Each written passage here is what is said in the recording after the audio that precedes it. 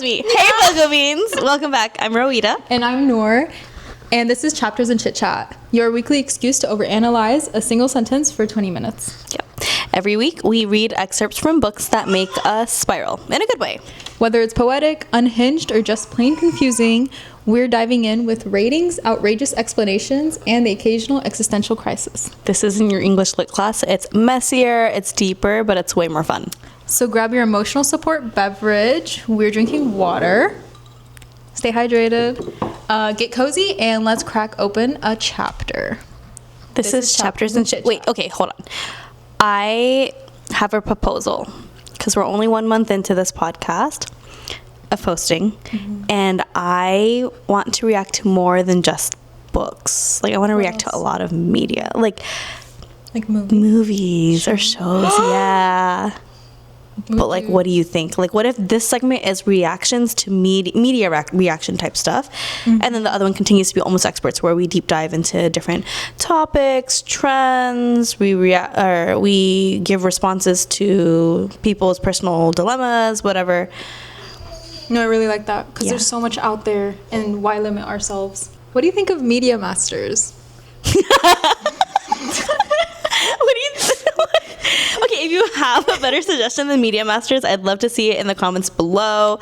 We're also considering, like, I don't know. Cozy Critics? Yeah, Cozy Critics is cute. Yeah, that's really cute. Media Masters, sorry. Cozy Critics is really cute because then we can maybe give our ratings at the end of like how much we enjoyed something. Maybe we can come up with a scale. Point system. Yeah, I like that.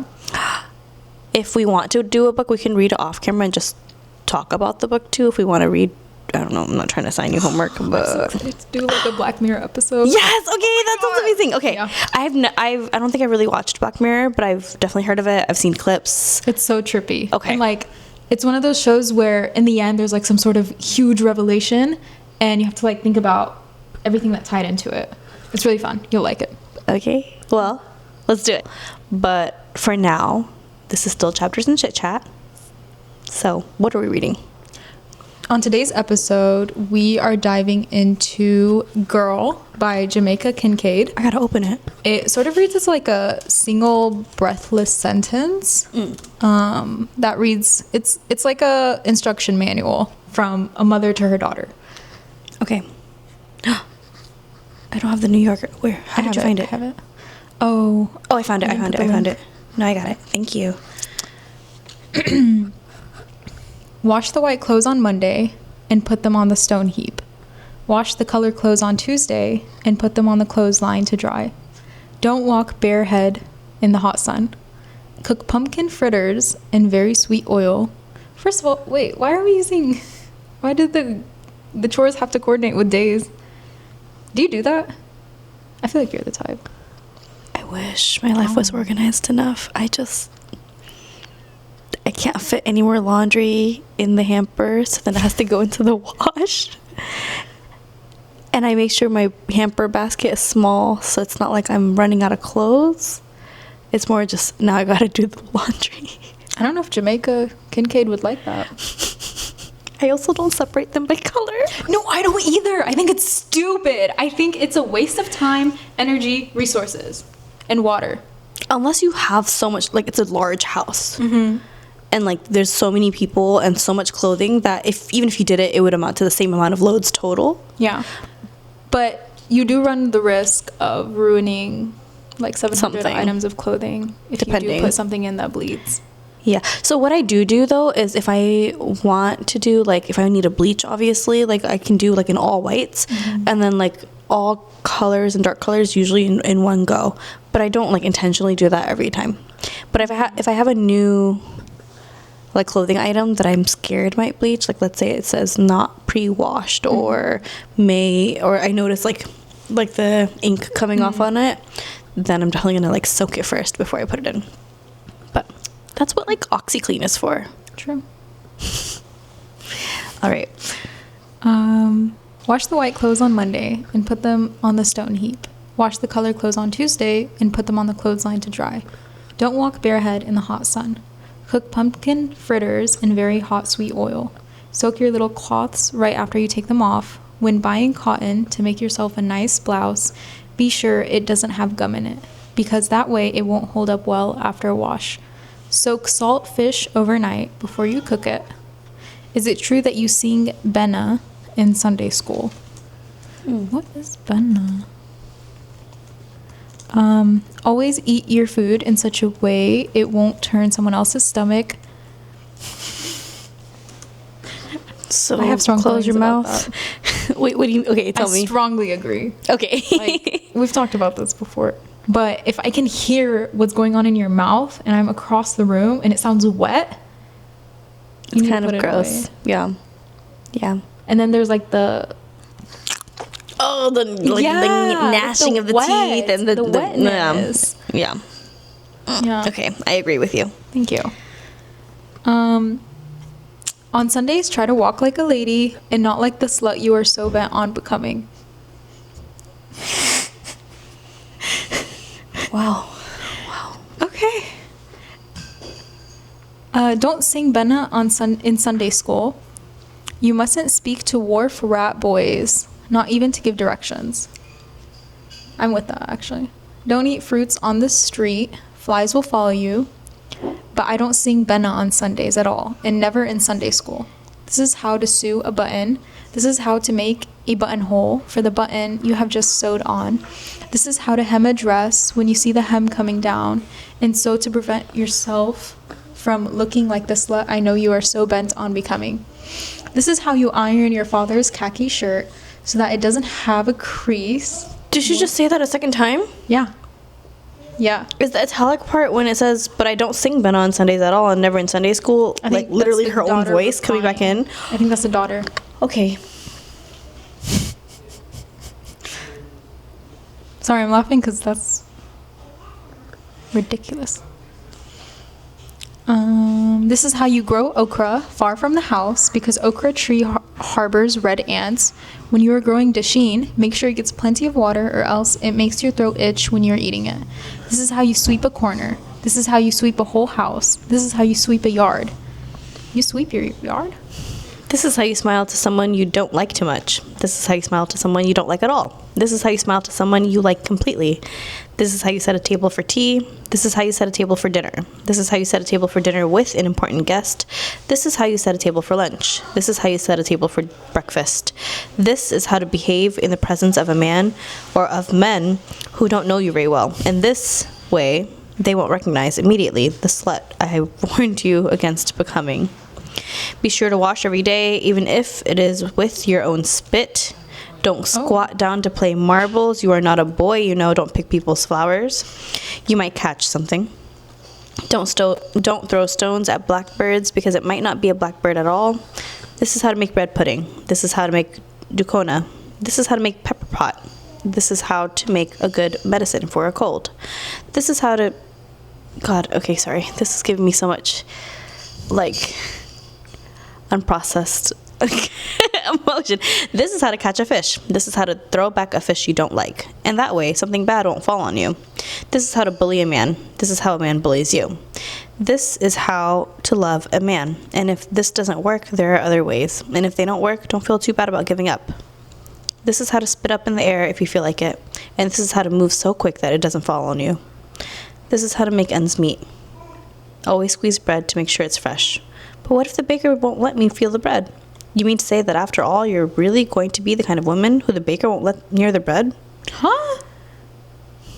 I feel like that contradicts what she was saying earlier. Like, she's like, don't be a slut, but be slutty enough to where the baker will let you touch the bread. No, I believe that you won't be. Really? You don't think you're like, I'm warning you not to be a slut. I'm threatening you pretty much to not be a slut. But after all of this, you're really not going to be the kind of girl that the baker will let touch. The baker will only let a clean girl touch the bread. Okay, I misread. Yeah. I read it as use your charm to have the baker let you touch the bread. Mm-hmm, mm-hmm. But using your charm can be... Okay. Misconstrued. Yeah. It just... This is an entire list of, like... instructions, mild accusations, No, like, and also like commands, like imperatives, like don't do this, do it like this. This is how you do it. This is how you. This is just. This feels like grief. Oh. I don't know why. I was getting this overwhelming sense of like, this is someone's recollection of how their mother used to speak to them. And in it is like this like weird sense of tough love, generational expectation, maybe even like inherited traumas, but also like, this is how I want you to survive. This is what worked. So do you think it's love, fear, or control? Or all three? Love and fear, and using control to make sure that the kid turns out well. Is it the tone? I don't know. It's like the way it's not organized. Like, it's not just all accusations. It's not all instructions. There's like warning, but there's also like at the very end the sliver of like, really? You're not gonna be a good girl? Like, I know you can be. That's literally how my brain finished that sentence, you know? Like, you're not gonna be the kind of girl that the baker will let touch the bread? Please. Because the whole time I'm getting worked up, but at the end I just got really sad. Yeah. I don't know why. I really felt like it was jarring to have those lines put in of like, you're so bent on being a slut. Like, that literally felt like a constant slap in the face, because it's like practical advice, how to do the laundry, how to, you know, what else did she say? Sweep the yard. Yeah. And then it's like, don't be a whore. It feels like, yeah, I can see what you mean. It like, I feel like that sort of, okay, this is written when, like, let me see, it says that in the title. No, it didn't say in the title for me. It's written in 1978, so it's not that long ago. But I feel like the way the word slut is used is like devoid of any nuance or interpretation. It's really just like, to me, speaking to how a female was always expected to repress her sexuality. Not even in the sense of like, your sexuality is a private matter, but like, just like, keep it under wraps. That's not a thing. Be a lady. That's gonna get you in trouble. You know? I don't know. And like all of the imperatives and the instructions were like how you should like set the table, like how do you clean, how do you cook, how do you like serve someone else. It was all instructions on how to, one, survive, but two, be like fulfill a position wherein you are like almost submissive to someone else. And then the way like the little girl was, or not the little girl, I don't know why I'm imagining it to be a little girl. I'm imagining it to be a girl too. Okay, yeah, just the responses, those two lines in italics, it just felt like someone who's kind of helpless or powerless. That like she doesn't understand why the mom is already accusing her of doing these things. Like, this is what she heard when she was little, and it's what she remembers of her mom now. That's the narrative I'm giving it, I guess. I don't know. Might just be making it up. Sorry. So you asked me just now if I thought it was love, control, or fear, or all three. And I definitely think it's a mixture of all three. Like, have you ever had a conversation with another friend about this? I feel like I've talked about it in circles, but haven't had the right language to like define it.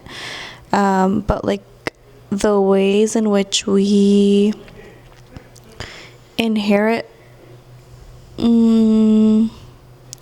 certain types of anxieties or societal pressures from our mothers, especially.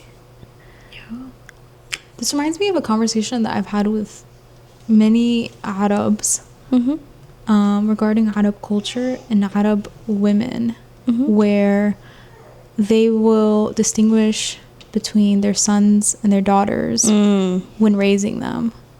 Like, the son gets to, you know, make mistakes, go out, try different things, and then it's excused as, you know, boys will be boys, and it's okay if he fumbles from time to time. Like, there's no real consequence for that. Okay. But the girls are made to be hyper cautious of every action that they make in fear of what impression it'll have on the family or on their, what's a good word for their purity? Yeah. Which is so unfortunate, because if you're going to hold the girls to such a high standard, it needs to go both ways. And what upsets me most is it's the mother who will treat the son differently. Like, She perpetuates the cycle, basically. Yeah, you grew up also like being confined in unfair ways, and you're the one who should know exactly how she's feeling and what she's going through, and you do. But yet that doesn't stop you from repeating the cycle. There's this book I read by a Palestinian author. I can't remember the title. Let me look for it really fast. It's called A Woman Is No Man by Itafrum. And it just,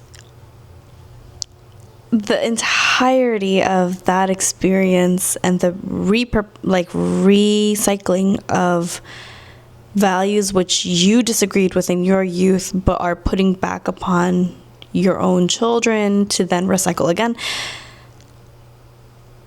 and just the gender norms and the imbalance in that, all of that is captured so well in this book. I highly recommend it if you are interested in, you know, like intergenerational trauma, you know, social commentary, gender roles and discourse around them, and tradition, and just the shift between tradition and modernity, and where things can coexist and where things no longer make sense. Like, all of that, just it takes you on this big spin, but I highly recommend it.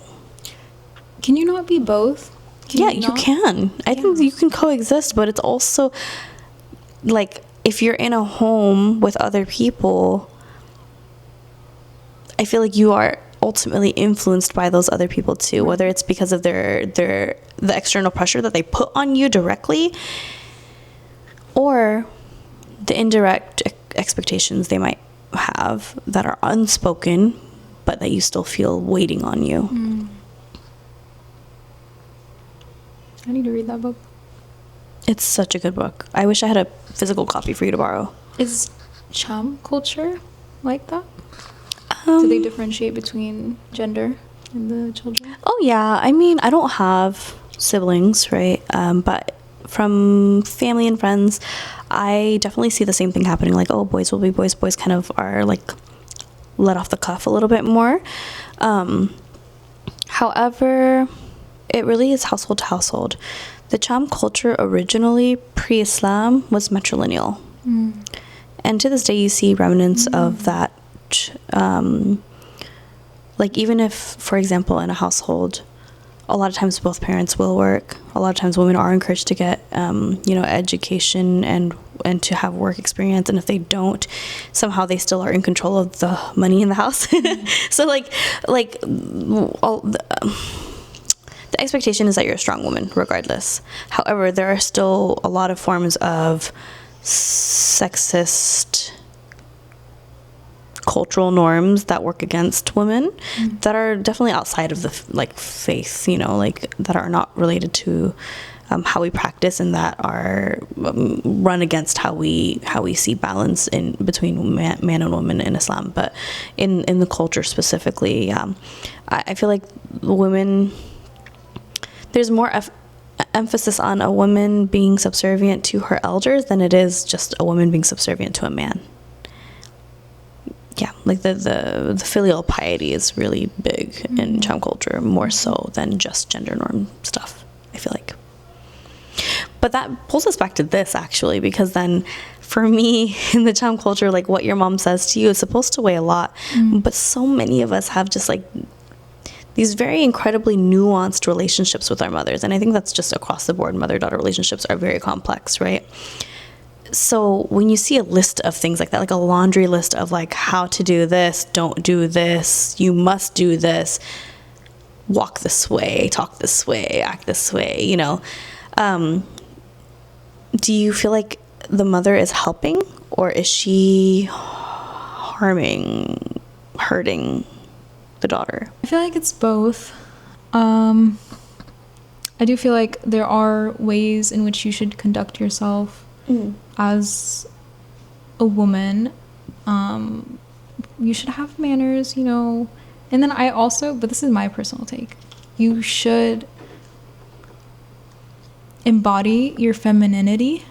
And it's nice to differentiate between male and like masculine behaviors, because honestly, guys do walk a certain way, talk a certain way, sit a certain way, and act a certain way, and females do too. And I think we are created differently for a reason, and I don't think there's anything wrong in embodying that. But I certainly don't think she's helping by almost giving her, is prophecy the right term? Like a prophecy of becoming a slut? You know what I mean? No, I feel like that's not right. Like she's foreshadowing it. Yeah, like she's foreshadowing, like it's going to happen. And often I feel like if you talk to your daughter like this, it would make her curious to, I don't know, or maybe like rebellious. And because she's rebelling, end up falling into like whatever lifestyle you don't want her to do. Whatever it is, yeah. Do you feel like then she's helping? So I think she thinks she's helping more than she is, but in reality, she's helping and harming. Gotcha. You know how I mentioned Cham people before were matrilineal? I can't remember if they were matriarchal too, but I know that the women had like a really heavy emphasis. There was a heavy emphasis on the role of the woman in the society. The reason I brought that up was because I couldn't think of the right word for how society is today, and that is a patriarchal society. And this reads to me like a manual on how to like survive but not necessarily thrive in a patriarchal society. So do you feel like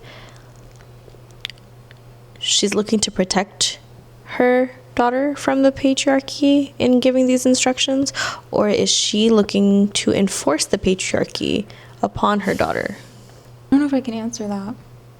Yeah. I don't know. Then, okay, how often do you see other women kind of holding the same standards to uphold like patriarchal values, and or just things that really belittle or you know, minimize the role of the woman? Can you give me an example? Even though those standards are the same things that limit them themselves. Do you feel like what the mom says? And okay, I'm going to backtrack. What I said about Cham culture being matrilineal, I can't remember if we were also matriarchal too, like power sat with the women, but I know that the women had a big role in the society. And similarly in Islam, I mean, like the woman is revered. With that being said, like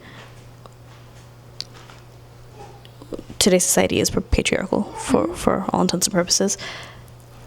Is the mom's advice showing that she's internalized like any misogyny she's received? Like you were mentioning, to lean into your femininity, just like because it's like a natural thing. And I really stand with that. Like I want to learn to lean into my femininity more, but when you are taught to survive a certain way, like this is how you're going to make it through, this is how you don't attract the wrong attention, this is how you stay respectable, like why is it even important to stay respectable? Like what happens in the absence of that? I think it can be a safety concern, because if you are more open in mannerisms, you could be more susceptible to attracting people that don't have the right intentions, who might want to harm you, who might want to take advantage of you, who just are not respectful. So then, do you feel like the advice the mom is giving is warranted? I think delivery is so important, and the delivery here is so judgmental. It's harsh, yeah. To where it kind of cancels everything out. I can't get behind the tone, the phrases. Yeah, a lot of the times it's not necessarily what you say, it's how you say it. And I think the way she said it here is more harmful than helpful. I wonder, as harsh as it comes off, do you agree with it? Like, this is really giving me the impression of someone who's saying, like, this is how the world works. I want you to make it. Even if that means you have to be small, you have to shrink yourself down to a corner. Like, even if that means no one looks your way, I want you to survive. Like, is that a life worth living? Where did you see where she has to shrink herself? Not that necessarily, but it just... I don't know if I'm getting that. Is a step away from it. It almost feels like... Because I understand what you mean by, like, women and men naturally can have different mannerisms, carry themselves differently, speak differently, and the importance of respectability. But I'm wondering too, like, when you perpetuate certain ways of being, are you also perpetuating cycles of, I don't know, imbalanced power? There's different mannerisms for both genders. And if both conduct themselves properly, I think we will head in the better direction of like ideal state. Yeah.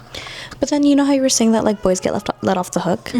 They don't receive this type of advice. Exactly. So I'm saying, when you pigeonhole a girl and give her the same advice that you were living through, you were literally saying this earlier. That was my whole issue with Arab culture specifically. I can't personally talk about any other culture, because I did grow up in Arab culture, and I have seen family dynamics where this is played out, and like it has never sat right with me.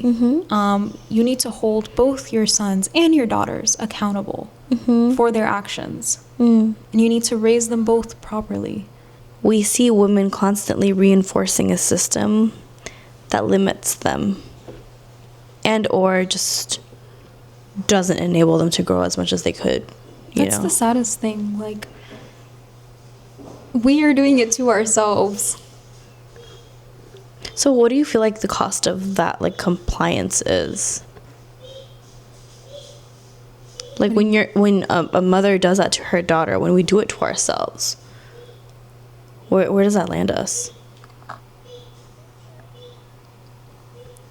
The depths of hell.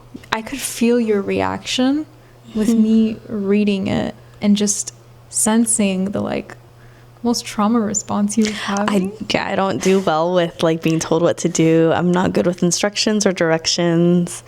I ask a lot of questions. I like open-ended instructions, so I can ask questions, but, like, so I can also figure it out on my own. Mostly because I grew up in a house of all women. Like, I was not raised by my father. I was raised by my mom and her eldest sister, who was like her mom. And so it's like basically 3 generations of women in one house. And every single person has their own little bottle of trauma that they keep tucked in under their pillow, you know what I mean, that hasn't been dealt with, that comes out at all the wrong times. And just navigating that was always so difficult because it always came out as this.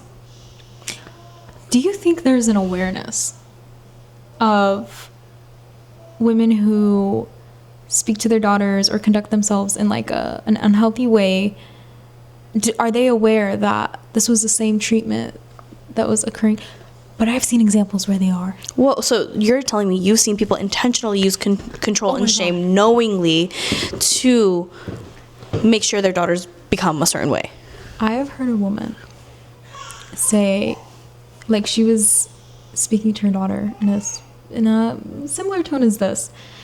And she was like, when I was growing up, my mom talked to me like this, and I didn't like it. but you'll see when you grow up, this is how you're going to talk to your kids too.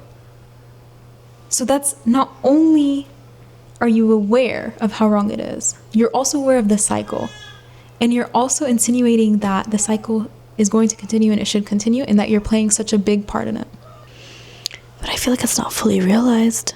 How? Because they're saying, okay, it worked for me. I survived. I got this far. They're not looking at the further growth. They're just looking at survival as your baseline. But they're saying, I didn't like it when my mom did it.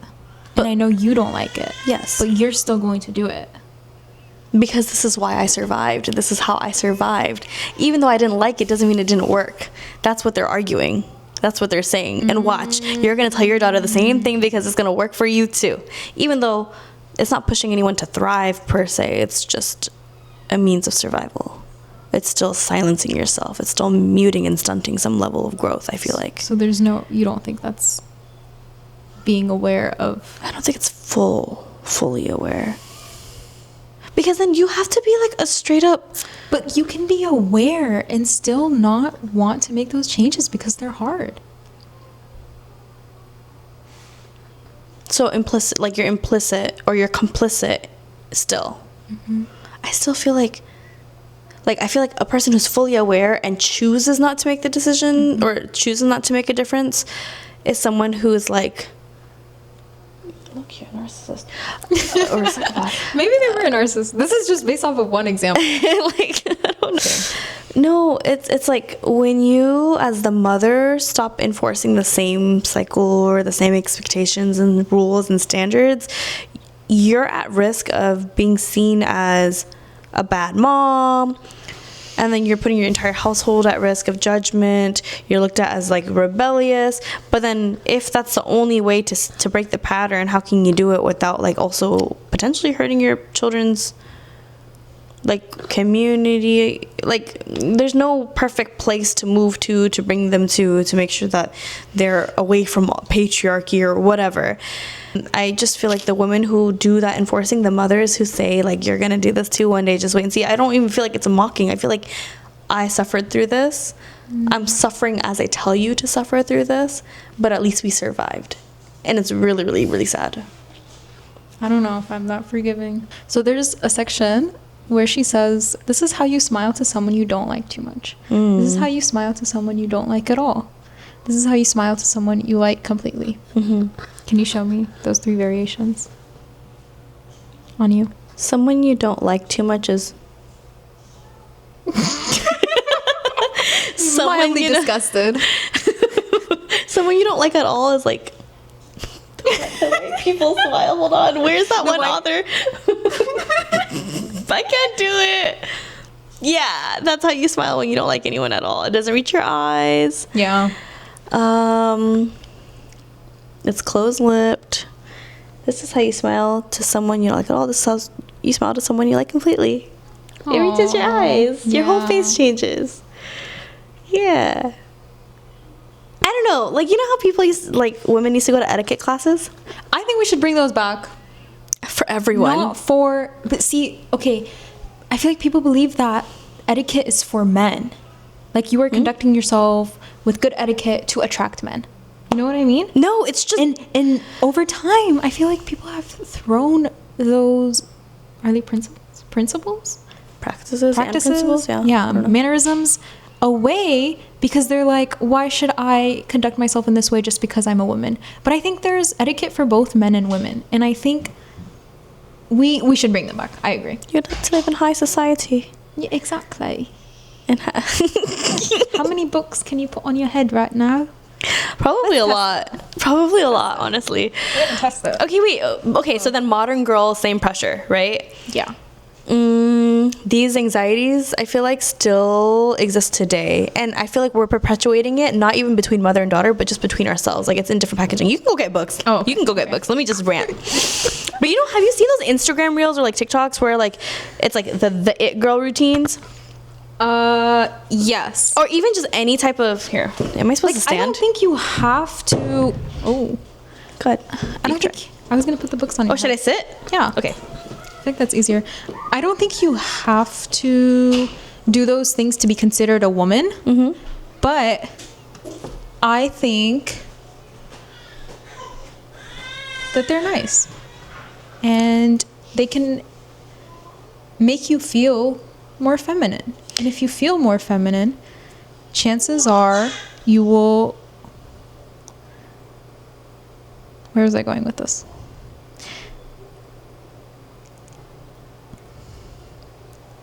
You can lead a more fulfilling life. Yeah, but think about this. We were talking about respectability earlier. And how do you, like... You're good at How do you contrast old school respectability to, like, today's aesthetic, like, perfect aesthetic, or, like, aesthetic perfectionism? There you go. Define aesthetic perfectionism. Like clean girl routine, or clean girl aesthetic, or it girl routines. Just any, like, routine / way of living / aesthetic / I don't know, blueberry girl trope. I don't know. All those, like, ways of living and just, like, identifying yourself by, like, one little core. I don't think they should be your identity. I think they're nice add-ons to enhance your experience, but they shouldn't be who you are. Okay. But do you feel like we are just boxing ourselves in more by doing that? By perpetuating that? By creating content like that? I don't know, because a lot of content isn't really... How many books is on my head right now? applicable to reality. How many books are on my head right now? And if they fall, are they going to break the glasses? Oh, 7. You're good. Am I really? This is on top of my scarf. It might slip. 1, 2, 3, 4, 5. No, that's 6. I can't count. Okay, I think we can make it to 8. Okay. Don't try not to laugh. I'll do small books. Thank you. Bismillah. If you do small books, you want to get to 10? Okay. How crazy do I look, guys? I'm, like, grinning like a clown right now. Clown, not crown. Bismillah, bismillah, bismillah, bismillah, bismillah. Is it wobbling? She's wobbling. Okay. Oh, okay. That was really good, dude. Sorry, I shouldn't say dude. That's not ladylike. It's okay. Do you remember where you got those books from? The bookshelf. Do you remember which bookshelves you got them from? Right here. Oh, okay. You know, okay. This is how you behave in the presence of men who don't know you very well. Makes me think of, like, don't post thirst traps if you want to be taken seriously. Like, that's what it... Like, that's the modern girl equivalent. Or, like... Like, the that girl routine is about how to be, like, productive and pleasing and pretty 24/7. You know? And... it's like a manual on how to perform femininity. Less about survival, though, more about aesthetic optimization. So like you were saying, it's like an add-on. It's not really just like how do you move through the world. That sounds like the trad wife stuff. I'm not gonna lie. So that girl routine is the wake up at 5 a.m., drink lemon water, do your journaling and Pilates stuff. Green juice. I mean, I don't think there's anything wrong with that or making aesthetic videos like that. But I feel like as a consumer of online media, when you watch this online media, you should have in mind the fact that it's probably not realistic. And I feel like that goes with any type of content you consume. Like, why is it that the Pilates stuff is what's like the most annoying one, you know? Like, I feel like it's a big trigger for you. No, in general. Okay, I don't get a lot of... When I want to do Pilates, I look up Pilates videos. I don't follow any Pilates content. Well, okay then. With these like new like ways of living type of guidances, like day in my life type stuff. Well, like the really or like more just like when it's prescriptive. Like when somebody says like this is the routine for this. If you want to be like this, do this. If you want to glow up, do that. Like, do you feel like that's liberating, or are we just making pretty rules? Oh no, I think I understand your question now. Yes, I do think we're boxing ourselves in by saying that, because have you ever seen like the top billionaires' morning routines? They are not scripted out like that. I mean, it's wild. Do you know how much Elon Musk sleeps?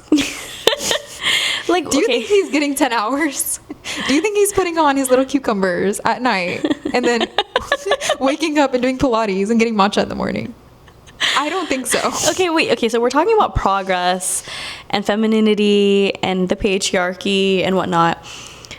Sorry, and then we're talking about like posts and success. Yeah. But then we're talking about like posts and how like women are told to live kind of thing. And then it just feels like it looks like progress, but the message is the same. Like, be good, be clean. How do you think real be progress? Wanted, be small, be soft, but do it in beige. Like that. That's the new thing. I've never gotten the be small feeling from these things, but I do feel like it is false advertising. By small, I mean like skinny. Oh, yeah, definitely. How do you think true progress is measured? For a woman, or like for us to be girls, and for us to further like... Yeah, as a successful woman, or a woman going down the right path. I don't know. I mean, like... I think it's okay to give advice and to say, oh, this is... No, sorry, I meant, oh. It's like... No, don't go calling people that now. No, I think it's okay to give advice to your daughter or to your friends even about lived experiences that you've learned from and ways of moving through the world. I don't think it's okay to shame them at the same time. And I understand the use of shame to control someone, to ensure they turn out a way to suffer less or to thrive, or not even thrive, but to survive.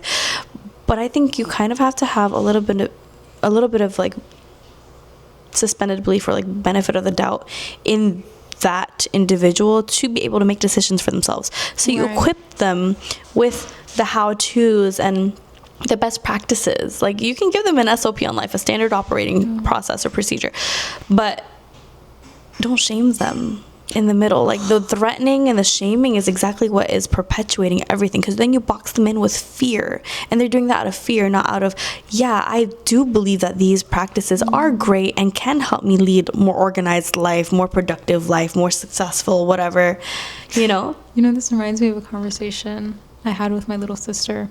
So in my fridge at the top, there's like a compartment that you store the butter in.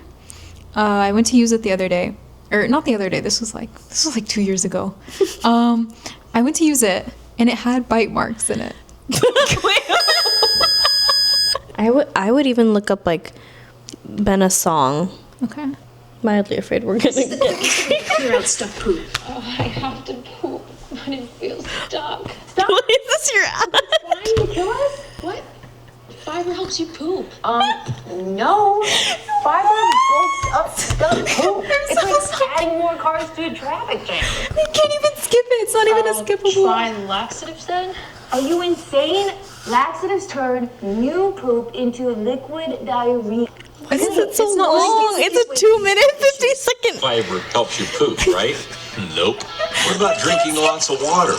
Nope. I've seen this guy everywhere talking about constipation. Bro, why is it to on clear out stuck school? poop fast. There must be a reason he's all over social media. I'm trying to not listen to this because it's gonna tell me I'm gonna have the urge to go take a laxative. There's still a minute left. And don't take laxatives, choke down psyllium, or drink lots of water just to It's poop just every repeating. It's not the weird. best way Girl. to unplug stocked poop.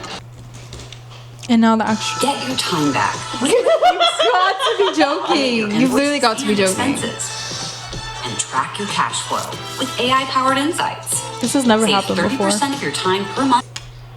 It's not the right music. Okay, I can't find a video. They're all.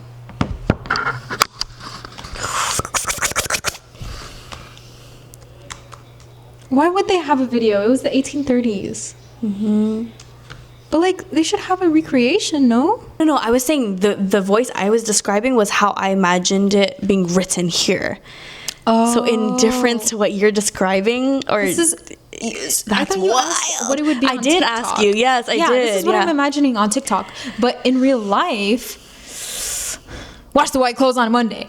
Put them on the stone heap. Yeah, like how I intense, imagine. like an angry mom. Yeah. Who's just like, but it's coming out because she's angry that she's been dealt this hand too, you know? Yeah. Well, do your dishes. Pay off your debt. Be a clean person. Sew your buttons. Put on some socks. Touch the bread. The bread wants to be touched. Okay, bye guys. Maybe next time you'll see us react to some shows instead. Yeah. This one definitely made us spiral. Bye, Bye, BOGO BOGO beans. This one was a doozy, bro. I know. Wait, hold on. There's so much to cut, Vida. You don't understand. Whoa. Can you move it now?